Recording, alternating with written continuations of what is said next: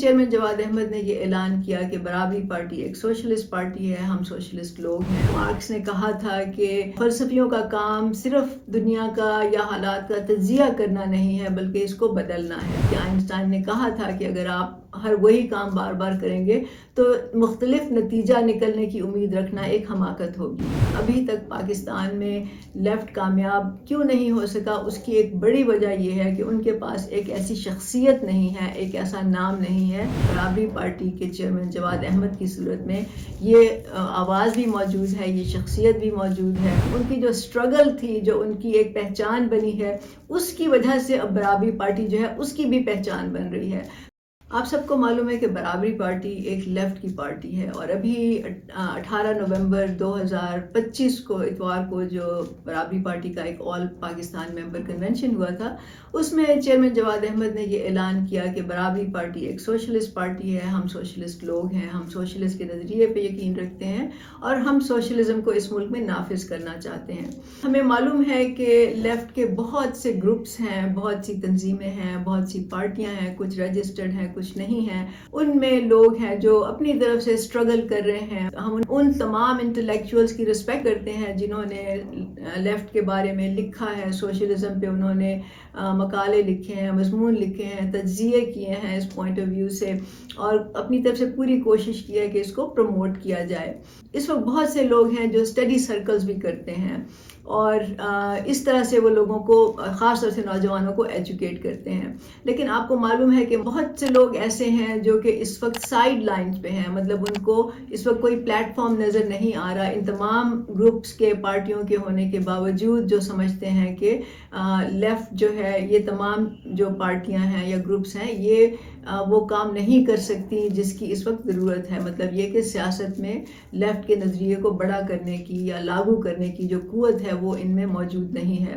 Marks نے کہا تھا کہ فلسفیوں کا کام صرف دنیا کا یا حالات کا تجزیہ کرنا نہیں ہے بلکہ اس کو بدلنا ہے۔ اب بدلنے کے لیے آپ کو ایک اسٹریٹجی کی ضرورت ہوتی ہے، کیونکہ نظریہ اپنی جگہ ہے لیکن اس کو لاگو کیسے کیا جائے اس کے لیے آپ کو ایک لائحہ عمل بنانا پڑتا ہے۔ ابھی کل ہی میں دو لیفٹ کے ساتھی ہیں، ان کی میں ایک یوٹیوب پہ گفتگو سن رہی تھی، اور وہ لمبی کافی گفتگو تھی، لیکن آخر میں آ کے انہوں نے یہ سوال اٹھایا، اپنے آپ سے سوال اٹھایا کہ کیا وجہ ہے کہ لیفٹ پاکستان میں کامیاب نہیں ہو سکا، اور اس کا جواب انہوں نے حتمی طور سے تو نہیں دیا، لیکن یہی کہا کہ اس کی بہت سی وجوہات ہیں اور ہمیں اپنی سٹرگل جاری رکھنی چاہیے۔ اب ظاہر ہے کہ سٹرگل تو جاری رکھنی چاہیے، لیکن بات یہ ہے کہ جو آپ کام بار بار کر چکے ہیں، بار بار کر چکے ہیں، اگر وہی کام دہراتے رہیں گے، اسی طریقے سے کام کرتے رہیں گے تو پھر نتیجہ بھی وہی نکلے گا۔ جیسے کہ آئنسٹائن نے کہا تھا کہ اگر آپ ہر وہی کام بار بار کریں گے تو مختلف نتیجہ نکلنے کی امید رکھنا ایک حماقت ہوگی۔ جس نے بھی لیفٹ کے نظریے پہ کام کیا ہے، جس طرح بھی اس نے کنٹریبیوٹ کیا ہے، چاہے وہ انٹلیکچولی کیا ہے، چاہے وہ گراؤنڈ پہ کیا ہے، لوگوں سے ڈسکشن کر کے کیا ہے، اسٹڈی سرکلز کر کے کیا ہے، انہوں نے اس کو پروموٹ کیا ہے، اور ان کی ان خدمات کو نظر انداز نہیں کیا جا سکتا، بھلایا نہیں جا سکتا، اور ہم اس کو بالکل اپریشیٹ کرتے ہیں۔ لیکن اصل میں جو بات ہے، جو میں کہوں گی کہ ابھی تک پاکستان میں لیفٹ کامیاب کیوں نہیں ہو سکا، اس کی ایک بڑی وجہ یہ ہے کہ ان کے پاس ایک ایسی شخصیت نہیں ہے، ایک ایسا نام نہیں ہے، ایک ایسی آواز نہیں ہے جس کو پورا ملک جانتا ہو، جس کو کروڑوں لوگ جانتے ہوں، جس کی آواز وہ سنیں، جس کی بات میں وزن ہو، جس کو وہ اپریشیٹ کرتے ہوں، اور جس کی کریڈیبلٹی ہو۔ اس دور میں جب کہ سوشل میڈیا پہ چاروں طرف سے آپ کو آوازیں سنائی دے رہی ہوتی ہیں، اور لگتا ہے کہ وہی لوگ معتبر ہیں، وہی لوگ کریڈیبل ہیں، جن کے ویوز زیادہ ہیں، جن کے لائکس زیادہ ہیں، جن کے فالوورز زیادہ ہیں، انہی کی بات لوگ سننا چاہتے ہیں، انہی کی بات میں لوگ سمجھتے ہیں کہ وزن ہے۔ پھر اسی طرح جو مین سٹریم میڈیا ہے، اس نے تو لیفٹ کے نظریات کو بالکل بلاک کیا ہوا ہے۔ تو ان حالات میں آپ کو ایک ایسی آواز کی ضرورت ہے جو ان تمام چیزوں پر حاوی ہو جائے، اور ان تمام چیزوں کے باوجود، ان تمام رکاوٹوں کے باوجود وہ ان کو کراس کر کے لوگوں تک پہنچے۔ اور لیفٹ کے پاس یہ آواز ابھی تک موجود نہیں تھی. لیکن اب میں یہ کہوں گی کہ برابری پارٹی کے چیئرمین جواد احمد کی صورت میں یہ آواز بھی موجود ہے, یہ شخصیت بھی موجود ہے. اور اگر ہم سوشلزم کے نظریے کو لوگوں تک لے کے جانا چاہتے ہیں, کروڑوں لوگوں تک پہنچانا چاہتے ہیں, اس کو پروموٹ کرنا چاہتے ہیں, تو ہمیں یہ آواز استعمال کرنے کی ضرورت ہے. دیکھیے, آپ کے پاس چاہے کتنا اچھا نظریہ ہو, جتنی اچھی باتیں کر لیں, جتنا آپ کے پاس انٹلیکچوئل مٹیریل ہو, اسٹرینتھ ہو آپ کی, آپ جتنے عقل مند ہوں, ذہین ہوں, سمجھتے ہوں باتوں کو, لیکن وہ سب بیکار ہوتا ہے اگر اس کی کوئی عملی اس کی اپلیکیشن نہ ہو. جب تک کہ وہ لوگوں تک نہ پہنچے, تو اس کی اپلیکیشن کے لیے لوگوں تک پہنچنا ضروری ہے. لوگوں تک پہنچنے کے لیے آپ کو ایک وہیکل چاہیے جس کے ذریعے آپ لوگوں تک پہنچ سکیں. وہ وہیکل ایک تو آپ کے پاس وہ شخصیت ہوتی ہے, اور دوسرا یہ ہے کہ وہ میڈیا ہوتا ہے جس کے ذریعے آپ لوگوں تک پہنچتے ہیں, آپ کی بات لوگوں تک پہنچتی ہے. کیونکہ جب تک بات نہیں پہنچے گی, اس نظریے کا لاگو ہونا تو بالکل ہی ناممکن بات ہے. تو عام طور سے لیفٹ میں یہ ایک ان کا, میں کہوں گی, روایتی ایک نظریہ ہے یا پوائنٹ آف ویو ہے کہ جی شخصیت کو اہم نہیں کیا جائے, کیونکہ یہ تو پھر شخصیت پرستی ہوتی ہے. لیکن میرا خیال ہے کہ یہ تو حقائق کے بالکل خلاف ہے. تو شخصیت کی اہمیت کی تو مثالیں موجود ہیں تاریخ میں, اس پر لوگوں نے لکھا بھی ہے. جارج پلیخانوف, جن کو فادر آف رشین مارکسزم کہا جاتا ہے, انہوں نے یہ کہا تھا کہ انڈیویجول کی امپورٹنس جو ہے, میں پڑھ کے سنا دیتی ہوں. انہوں نے کہا تھا کہ while individuals can have significant influence on events, the extent and nature of their influence are ultimately determined by the existing social and economic conditions. اس میں کوئی شک نہیں ہے کہ شخصیات جو ہیں وہ تاریخ پر اثر انداز ہوتی ہیں, لیکن وہ اثر ان کا جو ہوتا ہے وہ اس دائرے میں ہوتا ہے جو اس وقت کے موروثی حالات متعین کرتے ہیں, جس میں کہ آپ کا سماجی نظام ہے یا آپ کا معاشی نظام ہے. اور آج کل تو ہم دیکھتے ہیں کہ جیو پولیٹیکل جو سچویشن ہے وہ کیسے بدلتی ہے. جب پلیخانوف نے یہ لکھا تھا تو اس کے مقابلے میں آج کل ہم دیکھتے ہیں کہ سرمایہ کتنا مضبوط ہے, پوری دنیا پہ سرمایہ کا کتنا کنٹرول ہے, اور ہر چیز جو ہے وہ ایک دوسرے سے کنیکٹڈ ہے. پوری دنیا آپ سمجھ لیں کہ اس سرمایہ کے کنٹرول میں ہے, اور یہ سسٹم جو ہے جڑا ہوا ہے ایک دوسرے کے ساتھ.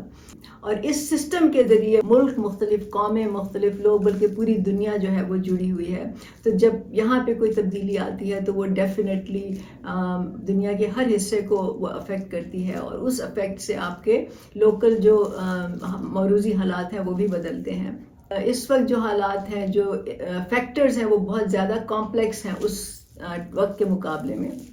جواد صاحب ہمیشہ سے یہ کہتے ہیں کہ جب پارٹی نئی بن رہی ہوتی ہے تو شروع کی سٹیجز میں شخصیت بہت اہم ہوتی ہے.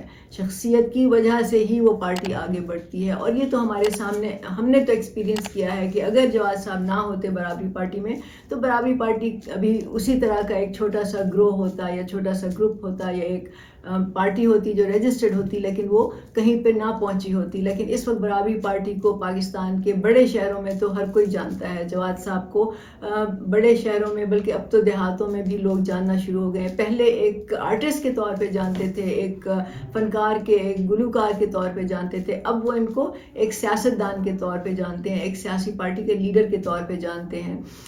تو یہ صرف اسی وجہ سے ممکن ہوا کہ جواد احمد کو اس ملک کے کروڑوں لوگ پہلے سے جانتے تھے. اور وہ پہلے سے کیوں جانتے تھے, اس کے پیچھے ایک پوری تاریخ ہے, پوری ایک سٹرگل ہے جو جواد صاحب نے اپنی پوری زندگی کی ہے. اور وہ اس لیے کی, انہوں نے اپنے آپ کو کانشیسلی اپنے لیے ایک راستہ جو متعین کیا کہ میں نے ایک مشہور انسان بننا ہے, کیونکہ میں نے آخرکار ایک سیاست کرنی ہے, اور کیونکہ میں ایک مڈل کلاس کا فرد ہوں, میں مڈل کلاس کے خاندان سے تعلق رکھتا ہوں. میرے والدین پروفیسرز ہیں جو کہ نہ جاگیردار ہیں, نہ سرمایہ دار ہیں, نہ ارب خرب پتی ہیں کسی اور وجہ سے.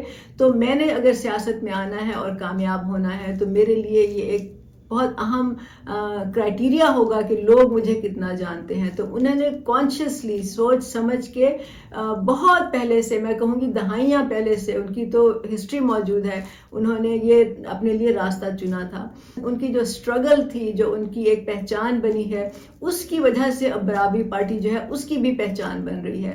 تو وہ جیسا کہ ہمیشہ کہتے ہیں کہ پارٹی کے شروع میں شخصیات اہم ہوتی ہیں، لیکن جب پارٹی بہت بڑی ہو جاتی ہے، اس کا نام ہو جاتا ہے، تو پھر شخصیات نیچے چلی جاتی ہیں اور پارٹی کا نام بڑا ہو جاتا ہے۔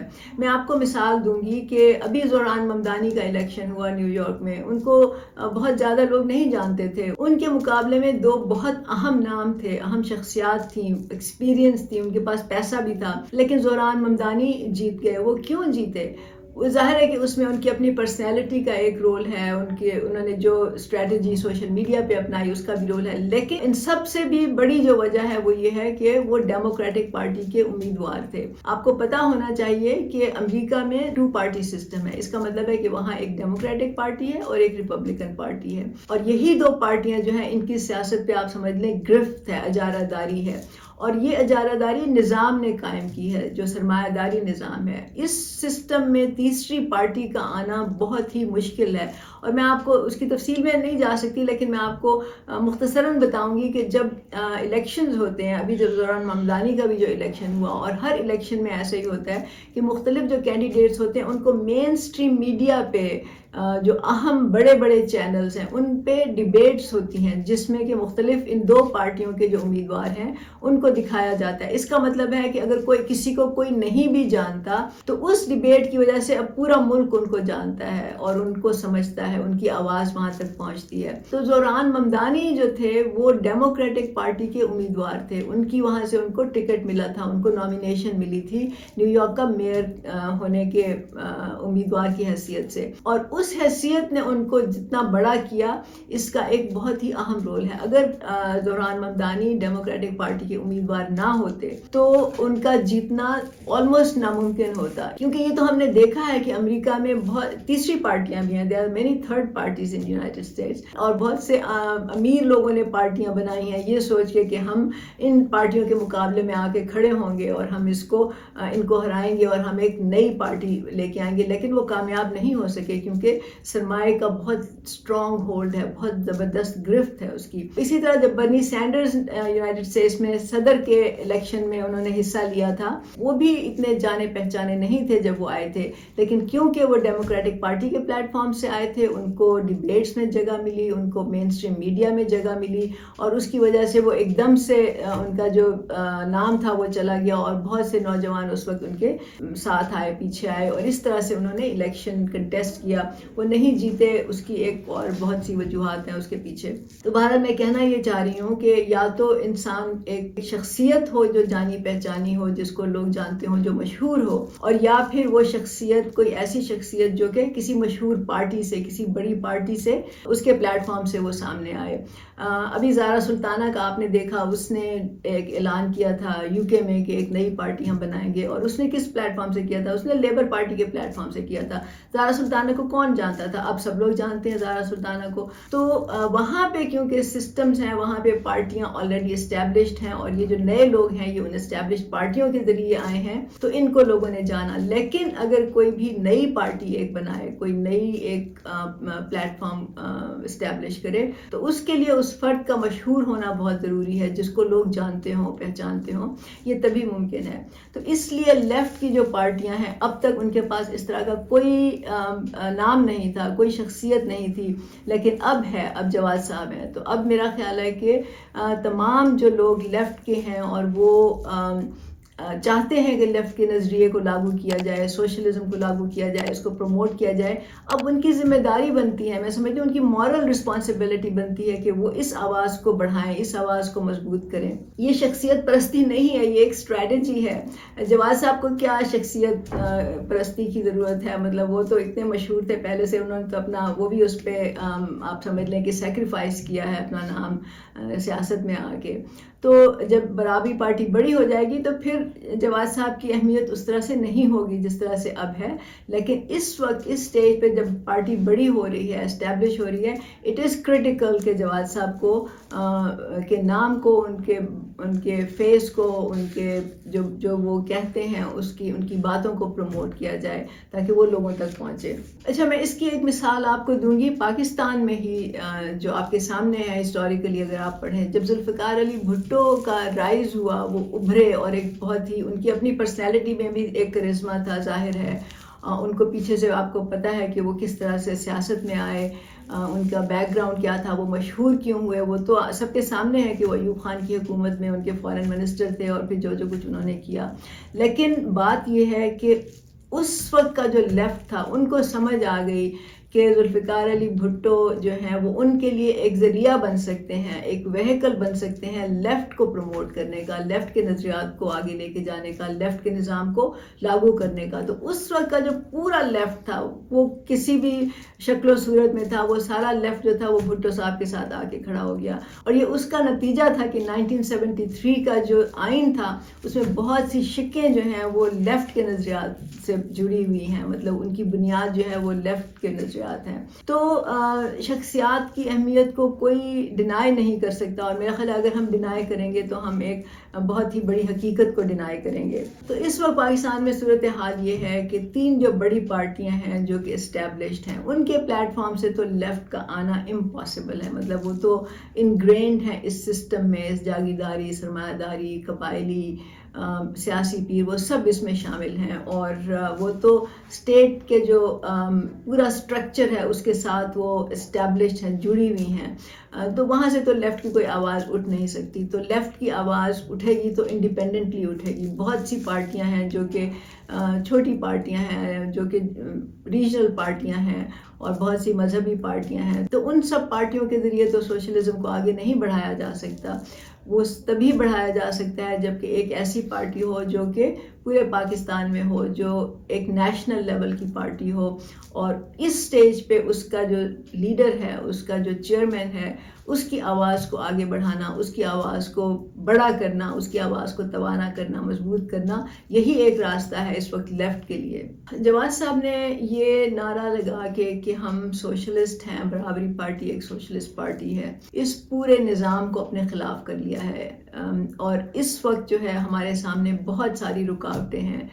وہ رکاوٹیں ہماری میڈیا کے بلاک ہونے کی وجہ سے بھی ہیں، کیونکہ ظاہر ہے کہ جو مین سٹریم میڈیا ہے وہ سرمایہ دارانہ میڈیا ہے، وہ لیفٹ کے نظریات کو، سوشلزم کو وہ کیوں پروموٹ کرے گا؟ نہیں کرے گا. یہ سارے جو بڑے بڑے میڈیا ہاؤسز ہیں، میڈیا جو چینلز ہیں، یہ تو ان کے پیچھے سرمایہ لگا ہوا ہے. ان کا مقصد ہی سرمایہ کو پروموٹ کرنا ہے، پیسہ کمانا ہے. تو ان سے تو ہم امید نہیں رکھ سکتے. اب رہ جاتا ہے باقی سوشل میڈیا. اب سوشل میڈیا پہ بھی اس وقت آپ کو معلوم ہے کہ جس طرح سے الگوریدم بہت سے مطلب تقریباً تمام پلیٹ فارم جو ہیں سوشل میڈیا کے، جس طرح سے انہیں اپنے الگوریدمس کو بنایا ہے، اس کا مطلب ہی یہ ہے کہ صرف وہی بات آگے جاتی ہے جو کہ یا سنسنی خیز ہوتی ہے، یا وہ بیہودہ ہوتی ہے، یا وہ مزاحیہ ہوتی ہے، یا وہ کسی حوالے سے انٹرٹیننگ ہوتی ہے، کسی حوالے سے لوگوں کے لیے ایموشنل ہوتی ہے، شاید وہ ریلیجس آوازیں بھی اس میں شامل ہوں. لیکن لیفٹ کی آواز کو سوشل میڈیا پہ پروموٹ کرنا انٹلیکچولی، وہ ہمیں کانشیسلی کرنا پڑے گا. ہمیں اس کے لیے ایفرٹ کرنی پڑے گی، وہ خود سے نہیں ہوگا.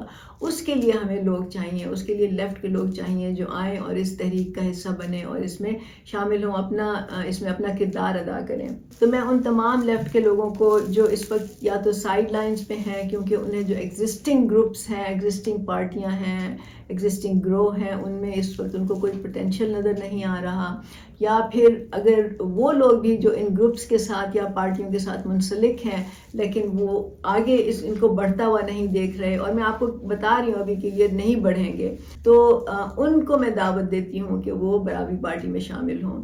ہم تھیوری کو نگلیکٹ نہیں کرتے. ہم نہیں کہتے کہ تھیوری امپورٹنٹ نہیں ہے. ہم نہیں کہتے کہ انٹلیکچوئل آپ کی جو اسٹرینتھ ہوتی ہے اس کا کوئی ویلیو نہیں ہوتی، ڈسکشنز کی کوئی ویلیو نہیں ہوتی. ہم یہ کبھی نہیں کہتے. لیکن ہم یہ کہتے ہیں کہ اگر آپ نے دنیا کو بدلنا ہے تو یہ آپ کرتے رہیں بے شک، لیکن اس کے لیے آپ کو ہلنا جلنا بھی پڑے گا. اس کے لیے آپ کو عملی اقدامات بھی اٹھانے پڑیں گے. اس کے لیے آپ کو ایکٹیو بھی ہونا پڑے گا، اور اس کے لیے آپ کو آن گراؤنڈ اتر کے آپ کو سیاست کرنی پڑے گی اور اس جدوجہد میں اپنا حصہ ڈالنا پڑے گا. کل کرو یہ